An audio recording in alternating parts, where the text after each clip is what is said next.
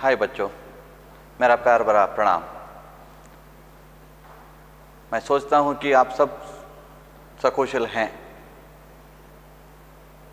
मिलजुल कर रहना, एक साथ रहना हम प्राणी पक्षियों से सीखते हैं।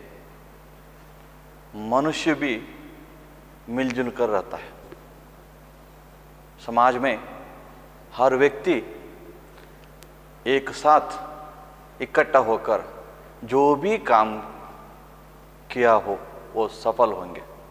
उसी प्रकार आज इस कक्षा में हमारा राष्ट्रपति जो थे डॉक्टर APJ अब्दुल कलाम, इनके बचपन के बारे में थोड़ा सा जानकारी लेंगे। 5वां पाठ मेरा बचपन, पुट संख्या 32।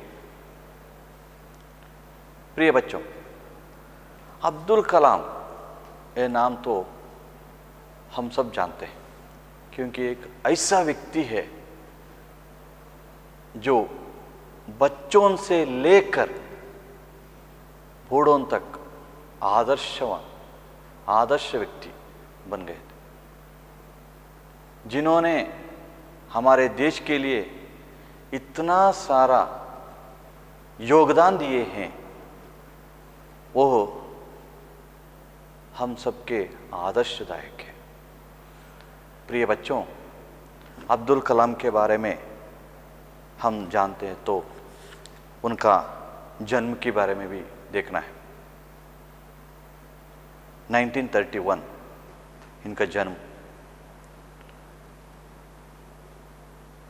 24/7/2007 तक हमारे देश के राष्ट्रपति थे।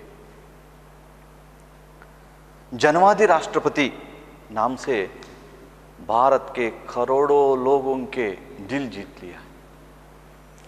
इनका बचपन का थोड़ा सा जानकारी इस पाठ में है। प्रिय बच्चों, इस पाठ में हम डॉक्टर अब्दुल कलाम के सादगी, धार्मिक सहिष्णुता, मिलजुल कर रहना, इनके बारे में देखेंगे। आप पेज नंबर 32 को लिए मैं पढ़ता हूं, आप ध्यान से देखिए। मेरा बचपन, मेरा राज्य,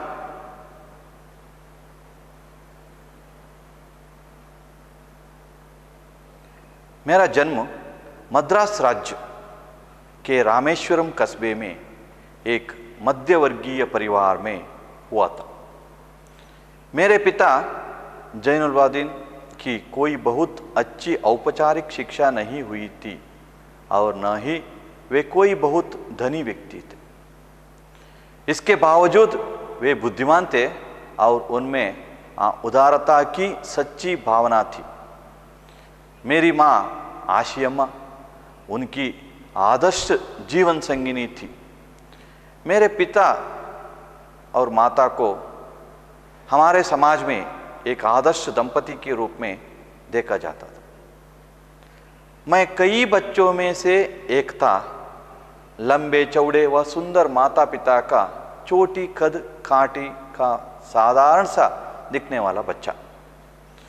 हम लोग अपने पुश्तैनी घर में रहते थे। रामेश्वरम की मस्जिद वाली गली में बना यह घर चूने पत्थर व ईंट से बना पक्का और बड़ा था। मेरे पिता आडंबरहीन व्यक्ति थे और सभी अनावश्यक एवं ऐशो आराम वाली चीजों से दूर रहते थे, पर घर में सभी आवश्यक चीजें समुचित मात्रा में सुलभता से उपलब्ध थी। वास्तव में मैं कहूँगा कि मेरा बचपन बहुत ही निश्चिंतता और सादगी में बीता, भौतिक एवं भावनात्मक दोनों ही दृष्टि से। मैं प्रायः अपनी माँ के साथ ही रसोई में नीचे बैठकर खाना खाया करता था। वे मेरे सामने केले का पत्ता बिछाती और फिर उस पर चावल एवं सुगंधित स्वादिष्ट सांभर डालती। साथ में घर का बना अचार और नारियल की ताज़ी चटनी भी होती। प्रतिष्ठित शिव मंदिर, जिसके कारण रामेश्वरम प्रसिद्ध तीर्थ स्थल है। हमारा घर से 10 मिनट का पैदल रास्ता था। जिस इलाके में हम रहते थे वो मुस्लिम बहुल था, लेकिन वहाँ कुछ हिंदू परिवार भी थे जो अपने मुसलमान पड़ोसियों के साथ मिलजुल कर रहते थे। हमारे इलाके में एक बहुत ही पुरानी मस्जिद थी, जहाँ शाम को नमाज के लिए मेरे पिताजी मुझे अपने साथ ले जाते थे। रामेश्वरम मंदिर के सबसे बड़े पुजारी पक्षी लक्ष्मण शास्त्री मेरे पिताजी के अभिन्न मित्र थे। आध्यात्मिक मामलों पर चर्चाएं करते रहते। जब मैं प्रश्न पूछने लायक बड़ा हुआ तो मैंने पिताजी से नमाज की प्रासंगिकता के बारे में पूछा। वे कहते, जब तुम नमाज पढ़ते हो तो तुम अपने शरीर से इतर ब्रह्मांड का एक हिस्सा बन जाते हो, जिसमें दौलत, आयु, जाति या धर्म पंथ का कोई भेदभाव नहीं होता। तो बच्चों 2 मिनट मौन रूप से पढ़िए। उस वक्त जब आप पढ़ते हैं, उस वक्त जो कठिन शब्द लगा उसको ध्यान में रखिए। हो सके तो पेंसिल से अंडरलाइन कीजिए। जब आप मौन रूप से पढ़ते हैं तो मैं 2 प्रश्न लिखता हूं। प्रिय बच्चों, मौन रूप से अब तक पढ़ा होगा। अभी मैं श्याम पट पर 2 प्रश्न लिखा हूं। पहला प्रश्न, अब्दुल कलाम जी का जन्म कहाँ हुआ? दूसरा प्रश्न, अब्दुल कलाम जी के बचपन में किस घर में रहते थे? ये 2 प्रश्न का उत्तर हो सके तो आपका जो किताब में मिलता है देखिए। यदि आपको इस प्रश्न का उत्तर मिला तो ब्रैकेट में अथवा पेंसिल से उत्तर के नीचे रेखा खींचिए। अब पाठ की ओर जाएंगे। मेरा जन्म मद्रास राज्य के रामेश्वर कस्ब में एक मध्यवर्गीय परिवार में हुआ था। अब्दुल कलाम जी का जन्म मद्रास राज्य के, जो अब तमिलनाडु कहते हैं, हम मद्रास राज्य को आज हम तमिलनाडु नाम से पुकारते हैं। आज का जो तमिलनाडु के रामेश्वरम कस्बे, इसका अर्थ मैंने लिखा है इधर, छोटा शहर। कस्बे का अर्थ छोटा शहर। एक मध्यवर्गीय परिवार में हुआ था। मध्यवर्गीय माने जो बहुत गरीब भी नहीं, अधिक श्रीमंत भी नहीं, मध्य। मेरे पिता जैनुलाब्दीन की कोई बहुत अच्छी औपचारिक शिक्षा नहीं हुई थी और न ही वे कोई बहुत धनी व्यक्ति थे।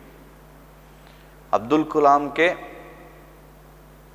पिता जैनुलाब्दीन, उसका शिक्षा उतना नहीं था। इस प्रकार औपचारिक शिक्षा जो है, जो आजकल जो मिल रहा है, उतना नहीं है, लेकिन थोड़ा सा शिक्षा था, थोड़ा सा जानकारी थे, ज्ञान थे। बड़ा व्यक्ति भी नहीं था, माने धनी व्यक्ति भी नहीं था। इसके बावजूद, मैंने पहले बताया था, थोड़ा शिक्षा था, इसके बावजूद वे बुद्धिमान थे और उनमें उदारता की सच्ची भावना थी। आजकल बहुत सारे बूढ़ों लोगों से हम ये जानते हैं कि वो शिक्षा नहीं पा सकते थे। उनके पास आज का जो डिग्री, या हम हाई स्कूल या पदवी, पीयू ऐसे जो बोलते हैं ना, पीयू कॉलेज, कॉलेज जो बोलते हैं ना, उस समय जो शिक्षा प्राप्त नहीं करते थे फिर भी वे उसके पास बहुत ध्यान थे. ಬಹಳ ಕಠಿಣ ಪರಿಸ್ಥಿತಿ ಇತ್ತು ಆಗ. ಹೆಚ್ಚಿನವರಿಗೆ ವಿದ್ಯಾಭ್ಯಾಸವನ್ನು ಪಡೆಯಲು, ವಿದ್ಯಾಭ್ಯಾಸವನ್ನು ಶಾಲೆಗೆ ಹೋಗಲಿಕ್ಕೆ, ವಿದ್ಯಾಭ್ಯಾಸ ಪಡೆದು ಶಾಲೆಗೆ ಹೋಗಲಿಕ್ಕೆ ಆರ್ಥಿಕ ಪರಿಸ್ಥಿತಿ ಭಾಳ ಕಷ್ಟ ಇತ್ತು. ದುಡಿದ್ರೇ ಹೊಟ್ಟೆ ತುಂಬಿಸುವಂಥ ಪರಿಸ್ಥಿತಿ ಇತ್ತು. ಆದರೂ ಆ ಕಾಲದಲ್ಲಿ ಆ ವ್ಯಕ್ತಿಗಳಲ್ಲಿ ಜ್ಞಾನ ಇತ್ತು. ಸಮಾಜದಲ್ಲಿ ನಾವು ಹೇಗೆ ಬದುಕಬೇಕು, ನಾವು ಹೇಗೆ ಬಾಳಬೇಕು ಎನ್ನುವಂತಹ ಆ ಮನಸ್ಸಿತ್ತು. इसलिए इस पाठ में कहते हैं, देखिए, जो औपचारिक शिक्षा नहीं हुए तो भी बुद्धिमान थे और उदारता की सच्ची भावना थी. ಎಲ್ಲರೂ ಬೇಕು ಅವರಿಗೆ, ಯಾರನ್ನು ಬಿಟ್ಟು ಕೊಡ್ತಿರ್ಲಿಲ್ಲ. ಅಬ್ದುಲ್ ಕಲಾಂನವರ ತಂದೆ ಯಾರನ್ನು ಬಿಟ್ಟು ಕೊಡ್ತಿರ್ಲಿಲ್ಲ. ಎಲ್ಲರೂ ಬೇಕು, ಎಲ್ಲರೊಂದಿಗೆ ಸರಳತೆಯಿಂದ ಜೀವನ ನಡೆಸ್ತಾ ಇದ್ರು. ಆ ಒಂದು ಶಕ್ತಿ, ಅದರಿಂದಾಗಿ ಅಬ್ದುಲ್ ಕಲಾಮರು ಈ ಮಟ್ಟಕ್ಕೆ ಬೆಳೀಲಿಕ್ಕೆ ಸಾಧ್ಯ ಆಯಿತು. ಅದೇ ರೀತಿ ಅವರ ಅಮ್ಮ, ದಿಕ್ಕೆ ಮೇರಿ ಮಾ ಆಶಿ ಅಮ್ಮ. परीक्षा में पूछा जाता है अब्दुल कलाम के पिता का नाम क्या है, अथवा अब्दुल कलाम के पिता का नाम डैश, तो उस वक्त आपको लिखना है, ये नाम याद में रखिए, जैनुल आबदीन. और माँ का नाम ये भी याद रखिए, आशी अम्मा. अब्दुल कलाम के माँ के नाम याशी अम्मा. आशी अम्मा उनकी आदर्श जीवन संगिनी थी. जैनुल आबदीन के पत्नी माने अब्दुल कलाम के माता. ಅರ್ಥ ಆಯ್ತಾ? ಅಬ್ದುಲ್ ಕಲಾಮರ ತಂದೆ ಜೈನುಲ್ ಆಬದೀನ್, ತಾಯಿ ಆಶಿಯಮ್ಮ.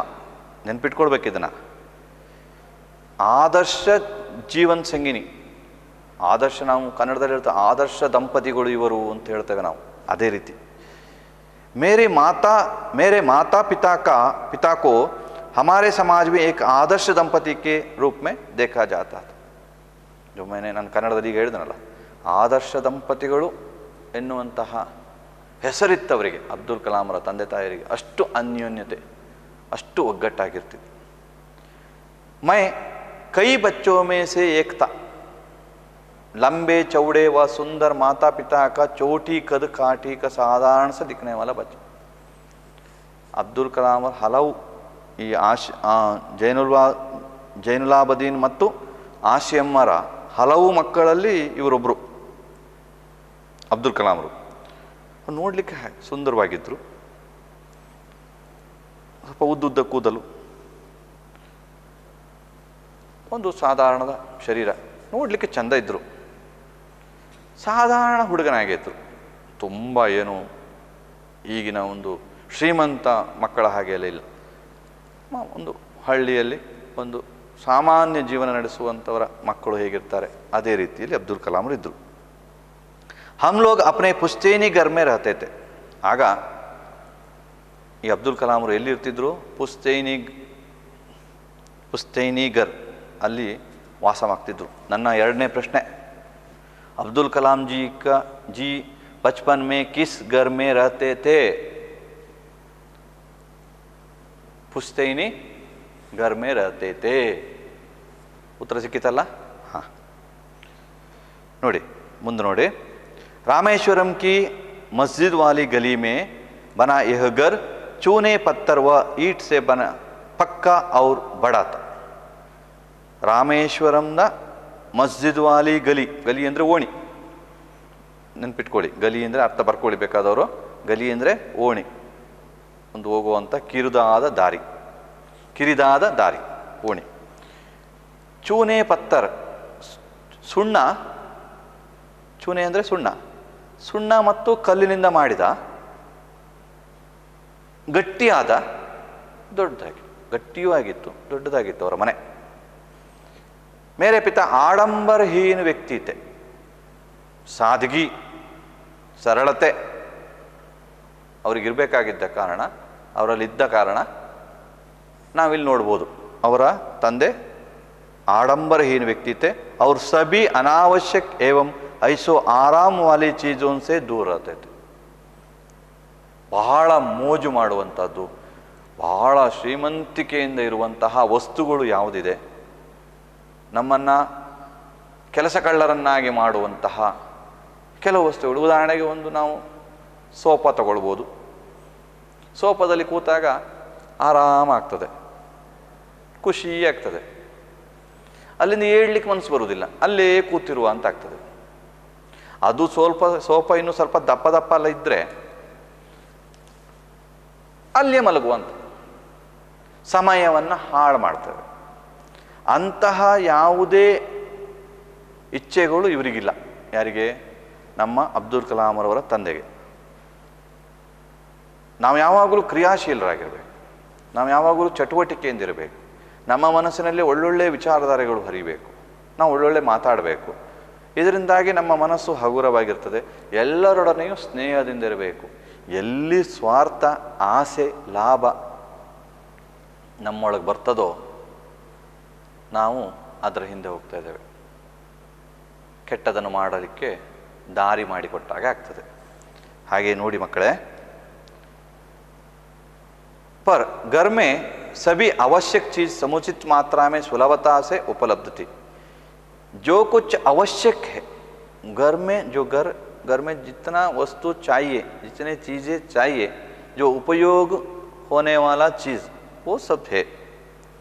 वास्तव में मैं कहूँगा कि मेरा बचपन बहुत ही निश्चिंतता और सादगी में बीता, भौतिक एवं भावनात्मक दोनों ही दृष्टि से. ವಾಸ್ತವದಲ್ಲಿ ಅಬ್ದುಲ್ ಕಲಾಂರ ಜನ್ಮ ಬಹಳ ಚಂದ ಇತ್ತು, ಸರಳತೆಯಿಂದ ಕೂಡಿತ್ತು. ನಾವು ಗಮನಿಸಬೇಕು, ಇಲ್ಲಿ ಸರಳತೆಯಿಂದ ಕೂಡಿತ್ತು, ಅವರಿಗೂ ಖುಷಿ ಕೊಟ್ಟಿತ್ತು, ಸಂತೋಷ ಕೊಟ್ಟಿತ್ತು. ಆ ಸಂತೋಷದ ವಾತಾವರಣದಲ್ಲಿ ಬೆಳೆದ ಅಬ್ದುಲ್ ಕಲಾಂರು ಒಂದಿಷ್ಟು ಹೊಸ ಜ್ಞಾನಗಳನ್ನು ಪಡೆಯಲಿಕ್ಕೆ ಸಾಧ್ಯ ಆಯಿತು. ಹಾಗಾಗಿ ನಮಗೆ ನಮ್ಮ ದೇಶಕ್ಕೆ ಅತ್ಯಂತ ಹೆಚ್ಚಿನ ಕೊಡುಗೆ ಕೊಡಲಿಕ್ಕೆ ಅವರಿಂದ ಸಾಧ್ಯ ಆಯಿತು. मैं प्रायः अपने माँ के साथ ही रसोई में नीचे बैठकर खाना खाया करता था. वे मेरे सामने केले का पत्ता बिछाती और फिर उस पर चावल एवं सुगंधित स्वादिष्ट सांभर डालती. साथ में घर का बना अचार और नारियल की ताज़ी चटनी भी होती थी. ನೋಡಿ ಮಕ್ಕಳೇ, ಈ ಪ್ಯಾರ ಉಂಟಲ್ಲ, ಇದು ಭಾಳ ಇಂಪಾರ್ಟೆಂಟ್. ಇದು 2 ಮಾರ್ಕಿಗೆ ಸಾಮಾನ್ಯ ಕೇಳುವಂಥ ಪ್ರಶ್ನೆ. ಅಬ್ದುಲ್ ಕಲಾಂರ ತಾಯಿ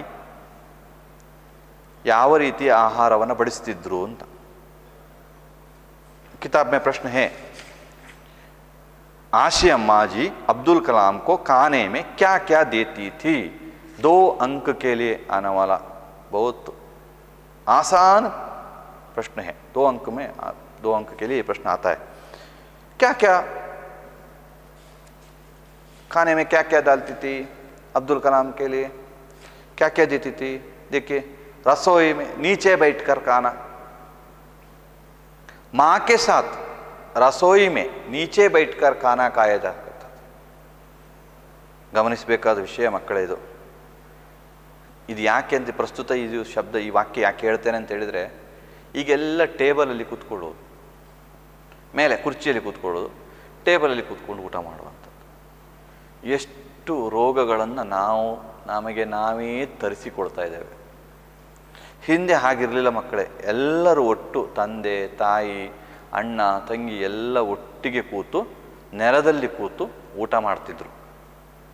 ಆಗ ಆ ಒಂದು ಸಂಬಂಧ, ಆ ಒಂದು ಬಾಂಧವ್ಯ, ಊಟ ಮಾಡುವಾಗ ಮಾತಾಡಿಕೊಂಡು ಕಷ್ಟ ಸುಖಗಳನ್ನು ಹೇಳಿಕೊಂಡು ಭಾಳ ಸಂತೋಷದಿಂದ ಊಟ ಮಾಡುವಾಗ ಆಹಾರವೂ ನಮ್ಮ ಶರೀರದಲ್ಲಿ ಜೀರ್ಣ ಆಗ್ತಿತ್ತು, ಯಾವುದೇ ರೋಗಗಳು ಬರ್ತಿರಲಿಲ್ಲ.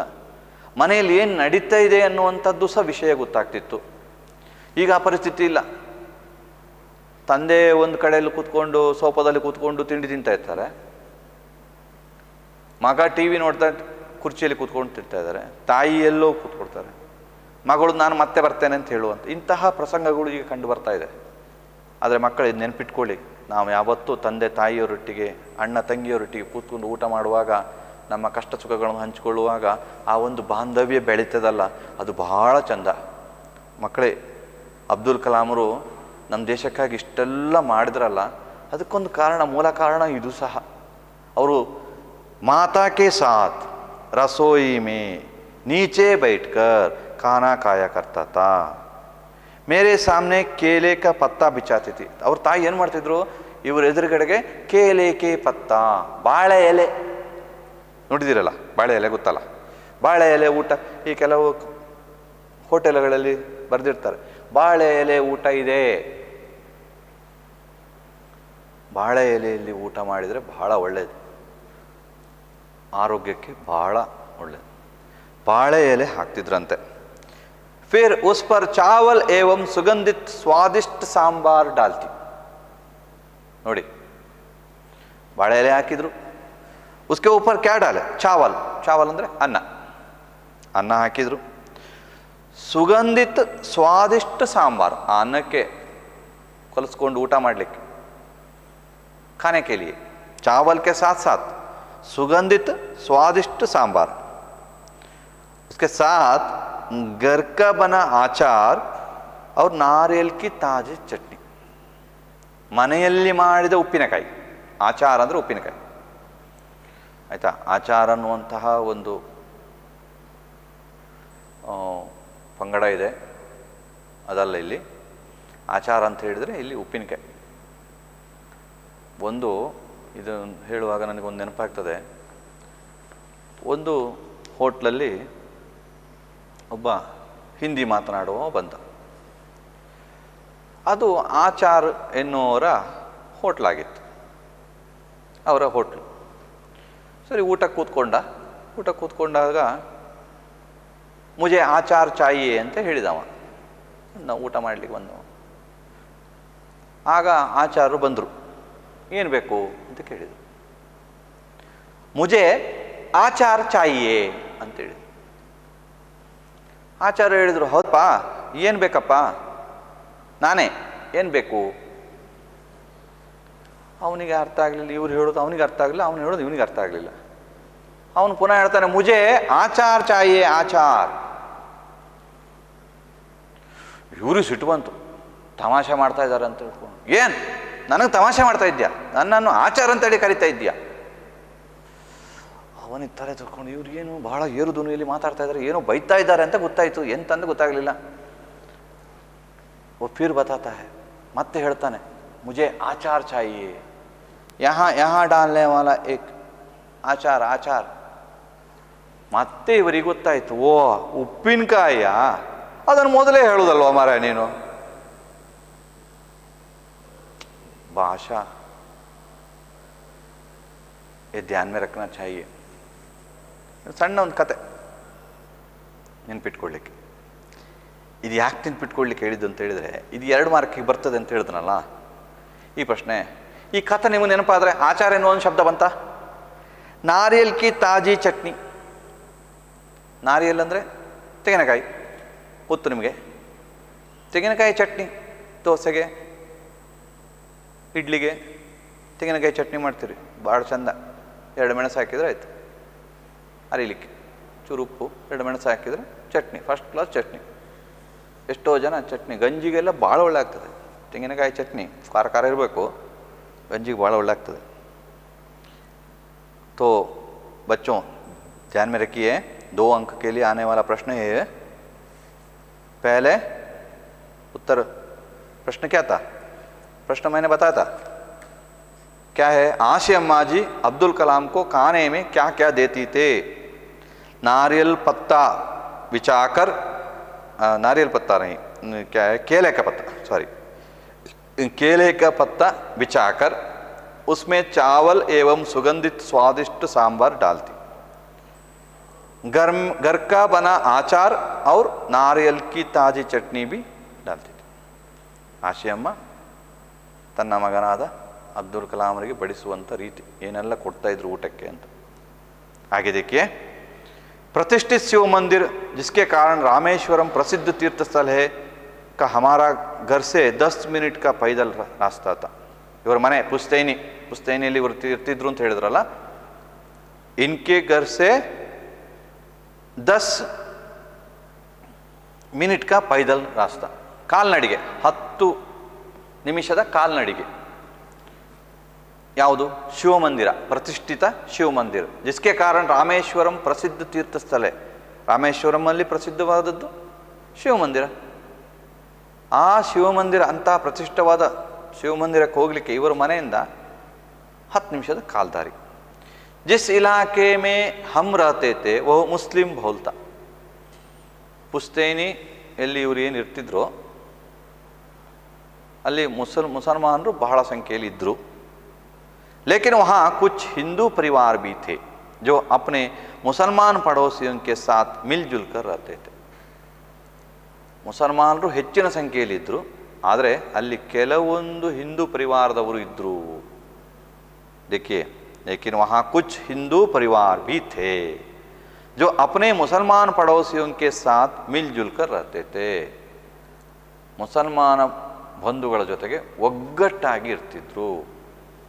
ಈ ಪಾಠದಲ್ಲಿ ನಾವು ಮುಖ್ಯವಾಗಿ ಕಲಿಬೇಕಾದದ್ದು ಒಗ್ಗಟ್ಟು, ಎಲ್ಲರೂ ಒಟ್ಟಿಗೆ ಸೇರಿ ಬದುಕುವಂಥ ಒಂದು ಕಲೆ अब्दुल कलाम रिंद नाउ तिಳ್ಕೊಳ್ಬೇಕಾಗಿತ್ತು। हमारे इलाके में एक बहुत ही पुरानी मस्जिद थी जहाँ शाम को नमाज के लिए मेरे पिताजी मुझे अपने साथ ले जाते थे। ಅವರ ಮನೆ ಹತ್ತಿರ ಒಂದು ಹಳೆಯ ಮಸ್ಜಿದ್ ಇತ್ತು, ಅಲ್ಲಿ ನಮಾಜ್ ಮಾಡಲಿಕ್ಕೋಸ್ಕರ ಅವರ ತಂದೆ ಅಬ್ದುಲ್ ಕಲಾಂ ಅವರನ್ನು ನಮಾಜ್ ಕೆ ಲಿಯೆ ಜೊತೆಗೆ ಕರ್ಕೊಂಡು ಹೋಗ್ತಾ ಇತ್ತು। रामेश्वरम मंदिर के सबसे बड़े पुजारी पक्षी लक्ष्मण शास्त्री मेरे पिताजी के अभिन्न मित्र थे। एक बार ऐसा प्रश्न पूछा जाता है कि अब्दुल कलाम के पिता के अभिन्न मित्र कौन थे, तो आप ध्यान में रखना है लक्ष्मण शास्त्री। ये लक्ष्मण शास्त्री कौन है? रामेश्वरम मंदिर के बड़े पुजारी है। देवस्थान रामेश्वर जो मंदिर है ना, वो मंदिर में पूजा करने वाला पुजारी माने जो हमारे यहाँ पुजारी जो बिल्लवरನ್ನು ನಾವು ಇಲ್ಲಿ ಪೂಜಾರಿ ಅಂತ ಕರಿತೇವೆ, ಇದು ಅದಲ್ಲ। ಪೂಜಾರಿ ಅಂತ ಹೇಳಿದ್ರೆ जो पूजा करने वाला वो पुजारी। पक्षी लक्ष्मण शास्त्री मेरे पिताजी के अभिन्न मित्र थे, आध्यात्मिक मामलों पर चर्चा करते थे। ಅಬ್ದುಲ್ ಕಲಾಂ ಅವರ ತಂದೆ ಮತ್ತು ಈ ಲಕ್ಷ್ಮಣ ಶಾಸ್ತ್ರಿ ಅವರು ಕೂತ್ಕೊಂಡು आध्यात्मिकवादंत विचारಗಳಲ್ಲಿ तो चर्चाएं करते थे। जब मैं प्रश्न पूछने लायक बड़ा हुआ तो ಪ್ರಶ್ನೆ ಕೇಳಲಿಕ್ಕೆ ಯೋಗ್ಯನಾದ ಆಯು ವರ್ಷ, ಕೆಲವು ಪ್ರಶ್ನೆಗಳನ್ನು ಯಾವ ವರ್ಷದಲ್ಲಿ ಕೇಳಬೇಕು ಹಾಗೆ ಇರ್ತದೆ, ಒಟ್ಟರಾಶಿ ಕೇಳೋದಲ್ಲ ಕೆಲವು ಪ್ರಶ್ನೆಗಳನ್ನು। ನಮ್ಮದು ವ್ಯಾಪ್ತಿ ಎಷ್ಟಿದೆ, ನಮಗೆ ನಮ್ಮ ಈ ಒಂದು ವರ್ಷದಲ್ಲಿ ಯಾವ ಪ್ರಶ್ನೆಯನ್ನು ಕೇಳ್ಬೋದು, ಹಾಗೆಯೇ ಪ್ರಶ್ನೆ ಕೇಳುವಂತಹ ವಯಸ್ಸು ಬಂದಾಗ मैंने पिताजी से नमाज के प्रासंगिकता के बारे में पूछा। नमाजन ಬಗ್ಗೆ ಅವರ ತಂದೆಯಲ್ಲಿ ಕೇಳಿದಾಗ, जब तुम नमाज पढ़ते हो तो तुम अपने शरीर से इतर ब्रह्मांड का एक हिस्सा बन जाते हो जिनमें दौलत, आयु, जाति या धर्म पंथ का कोई भेदभाव नहीं होता। नमाज के बारे में प्रश्न आता है, नमाज के बारे में प्रश्न पुस्तक में है, देखिए प्रश्न क्या है। जैनुलाबादीन नमाज के बारे में क्या कहते थे? 2 अंक के लिए आने वाला प्रश्न है। नमाज पढ़ते हो तो तुम अपने शरीर से इतर ब्रह्मांड का एक हिस्सा बन जाता हो। ಅಷ್ಟು ಏಕಾಗ್ರತೆ, ಅಷ್ಟು ತಲ್ಲೀನತೆ, ಒಂದು ಹಿಸ್ಸ ಅಂದರೆ ಒಂದು ಭಾಗ, ಬ್ರಹ್ಮಾಂಡದ ಒಂದು ಭಾಗ ಆಗ್ತೀಯಾ। जिसमें दौलत, आयु, जाति या धर्म पंथ का कोई भेदभाव नहीं था। ಇದ್ಯಾವುದು ಇರುವುದಿಲ್ಲ। 2 ಅಂಕಗಳಿಗೆ ಬರುವಂಥ ಪ್ರಶ್ನೆ ಇದು। तो ध्यान में रखिए। तो कुछ शब्द का अर्थ मैंने लिखा था इधर, संयुक्त, इसका अर्थ मिला हुआ, रोज़ाना अर्थ नित्य, कुछ व्याकरण के संबंध में विलोम शब्द बहुत, कम, शाम, सुबह, तो आज के लिए इतना बस। कल आते वक्त जो मैं आज आपको पढ़ाया है उस पाठ का एक भाग को ठीक सर से पढ़कर आइए। कल मैं प्रश्न पूछूंगा और अगले परिच्छेद में क्या है ये कल देखेंगे। अलविदा। Thank you.